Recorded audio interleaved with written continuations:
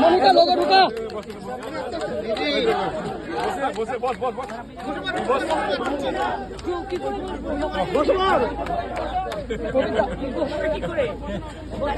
আপনাকে অনেক ধন্যবাদ। মনিকা লোগো ঢুকা আমি কুচবিহারে কোনো রাজনৈতিক আমার এখানে একটা বলতে পারেন মামাটি মানুষকে ধন্যবাদ জানাবার জন্য সারা বাংলাকে নিয়ে এবং উত্তরবঙ্গে একটাই সিট পেয়েছি আমরা কুচবিহারে। দিদি অনুভূতি কেমন হচ্ছে যেটা কেমন অনুভূতি? আমার কথাটা তো আমায় বলতে দিন না, তাহলে রেলগাড়িটা আপনি চালান, আমি চালাবো না। আমি যেটা বলছিলাম যে আমার ধন্যবাদ কৃতজ্ঞতা অর্পণ করবার জন্য আমি কালকে মদনমোহন মন্দিরে 11:30টায় মামাটি মানুষের নামে একটা পুজো দিতে, আর একটা যে কোনো একটা ছোট্ট আমার একটা মিটিং আছে ব্যাস মাঝ, আমার আর কোনো উদ্দেশ্য নেই। এত দূর আমি জার্নি করছি তার একটাই কারণ, এটাই। ঠিক আছে দিদি, একটা ছোট্ট কথা 11:30টায় পুজো দিচ্ছি। দীপিকা খুব পরিশ্রম করছে, এত নিষ্ঠা। আমরা যদি ওনার 90% শিখতে পারি, 90% 50% আমরা জয়ী হবই। শেখো, কুচবিহার এগিয়ে যাও, ভালো থাকো, সবাই ভালো থাকো। আমি এই শুনুন, এসব আমাকে আর বলবেন না, শুনে শুনে কান পচে গেল।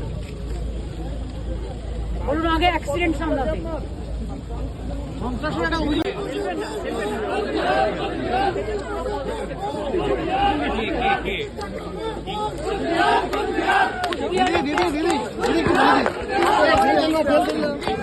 মনিকা লোগো ঢুকা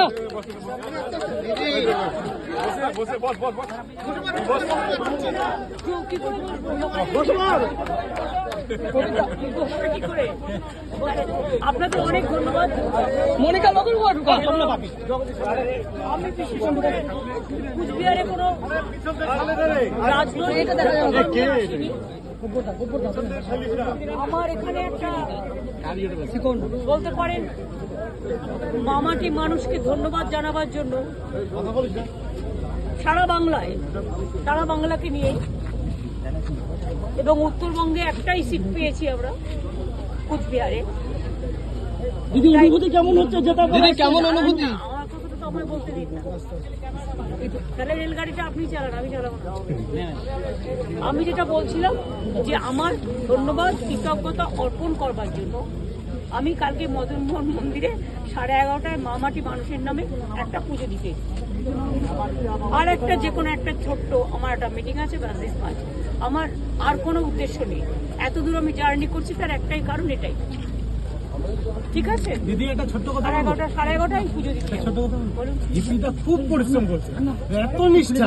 আমরা যদি ওনার 90% শিখতে পারি, 90% 50% আমরা জয়ী হবই। শেখো, কুচবিহার এগিয়ে যাও, ভালো থাকো, সবাই ভালো থাকো। আমি এই শুনুন, এসব আমাকে আর বলবেন না, শুনে শুনে কান পচে গেল। বলুন আগে অ্যাক্সিডেন্ট সামলাতে।